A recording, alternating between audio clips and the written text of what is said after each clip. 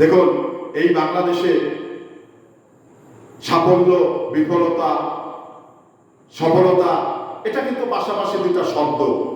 আপনার যদি আপনি ভালো কিছু করেন বা আপনার দ্বারাই দেশ যেটা আশা করে সেটা যদি আপনি করতে পারেন, তাহলে অবশ্যই আপনি সুনামের জায়গায় দেশকে আপনি কিছু দিতে পারলেন। আর যদি আপনার দ্বারা দেশের ক্ষতি হয়, তাহলে আমি মনে করব যে দেশের নেতৃত্বে, এলাকার নেতৃত্বে আপনার থাকার দরকার আছে বলে আমি মনে করি না।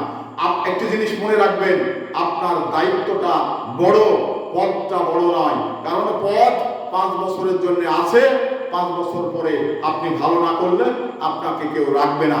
তাহলে আপনার দায়িত্বটাকে বড় করে দেখতে হবে এবং দায়িত্বের সঙ্গে আপনাকে কাজ করতে হবে।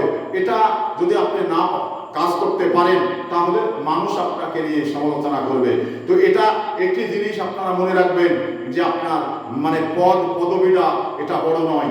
বড় হলো আপনার দায়িত্ব, বড় হলো আপনার সততা, বড় হলো আপনার নীতি নৈতিকতা।